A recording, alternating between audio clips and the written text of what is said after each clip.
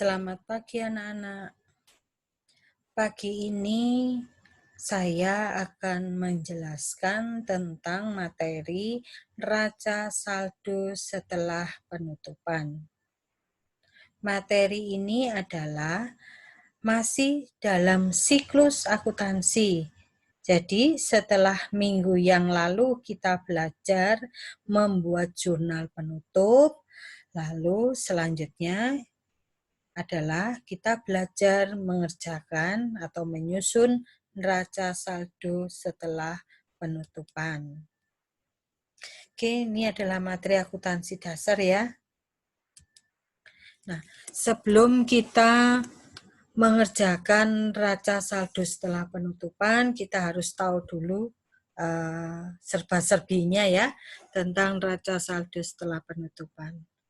Yang pertama, bahwa neraca saldo setelah penutupan ini disusun setelah akun nominal atau akun sementara itu ditutup atau dinolkan saldonya dengan cara membuat jurnal penutup. Maksudnya, setelah kita membuat jurnal penutup, di mana jurnal penutup itu adalah menolkan saldo-saldo perkiraan-perkiraan nominal. Perkiraan nominal itu apa saja? Perkiraan yang ada di rugi laba atau perkiraan pendapatan, perkiraan beban, perkiraan prive, dan saldo laba dan rugi. Itu saldonya dinolkan, maka setelah itu kita buat neraca saldo setelah penutupan.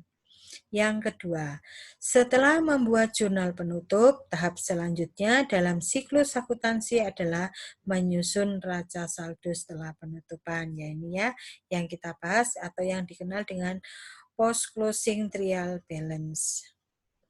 Yang ketiga, fungsi atau kegunaan dibuat neraca saldo setelah penutupan adalah memastikan bahwa buku besar telah seimbang sebelum memulai pencatatan data akuntansi pada periode berikutnya. Maksudnya, sebelum kita melanjutkan di periode selanjutnya di awal tahun berikutnya, kita memastikan bahwa saldo-saldo itu sudah balance. Saldo apa yang sudah balance? Saldo perkiraan real, bukan nominal ya. Kalau nominal kan sudah dinolkan.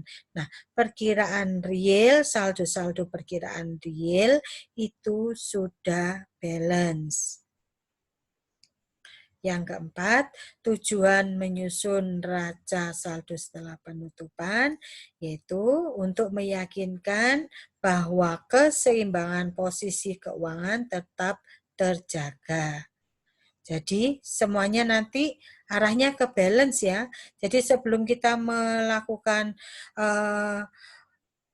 pembaharuan atau kita memulai periode selanjutnya, kita pastikan bahwa saldo-saldo di akun real itu sudah balance. Kelima, neraca saldo setelah penutupan berisi akun real. Seperti yang saya sampaikan tadi, akun real itu apa saja? Harta atau aset, utang atau kewajiban, dan modal. Jadi, hanya berisi harta, utang, dan modal. Ini yang dinamakan, yang dikatakan tadi harus balance atau seimbang. Yang keenam, yang berguna untuk memeriksa keseimbangan jumlah saldo debit dengan kredit akun-akun buku besar setelah dilakukan penutupan. Maksudnya bahwa akun-akun harta, utang, dan modal baik di saldo debit maupun di saldo kredit jumlahnya sama, seimbang atau balance. Atau kita bisa menyebut bahwa nanti jumlahnya harta atau aset itu harus sama dengan utang plus modal. Kita lanjutkan ya. Nah, ini bentuknya dari neraca saldo setelah penutupan.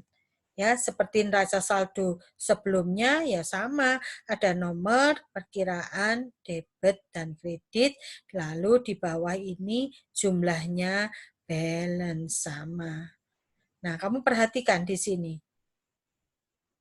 Berisi tentang apa? Nah, yang saya sebutkan tadi aset atau harta. Ini yang nomornya depannya 100, ini aset harta. Ya. Lalu utang atau kewajiban yang nomornya 2, depannya 2 ini. Nah, ini adalah utang atau kewajiban. Nah, yang ketiga berisi tentang modal. Nomornya 3. Nah, ini yang dinamakan bahwa saldo debit dengan kredit harus seimbang, harus balance.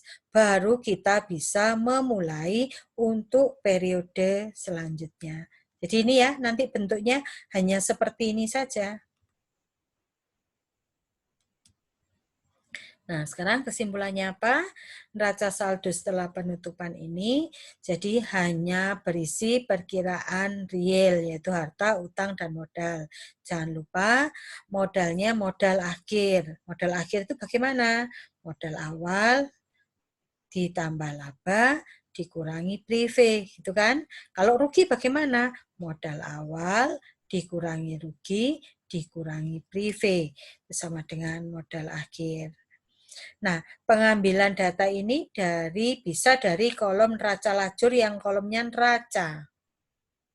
Yang kolomnya neraca ya. Jadi perkiraan nominal, pendapatan, dan beban tidak ada lagi karena sudah ditutup. Atau perkiraan yang di kolom laba rugi tidak usah dimasukkan karena sudah ditutup. Nah, nanti kita harus atau kalian harus mencoba, kalian ambil neraca lajur yang sudah pernah dikerjakan dan kita akan mencoba mengerjakan neraca saldo setelah penutupan ini. Ingat ya, ngambilnya dari kolom neraca tanpa mengikut sertakan prive. Kenapa? Karena kan prive sudah jadi satu di modal akhir. Ya. Pasti bisa karena ini mudah.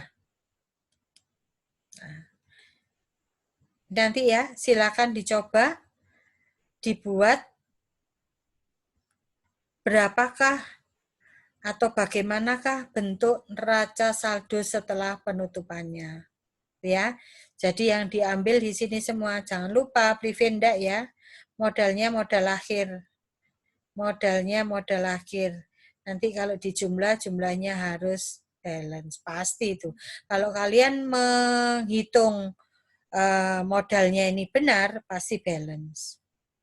Nah, ini yang sudah ditutup kemarin di jurnal penutup. Sudah kita kerjakan. Siklus selanjutnya adalah neraca saldo setelah penutupan. Masih ada sebetulnya satu siklus lagi di dalam akuntansi, yaitu jurnal pembalik. Itu dikerjakan pada awal periode setelah neraca saldo setelah penutupan ini dibuat.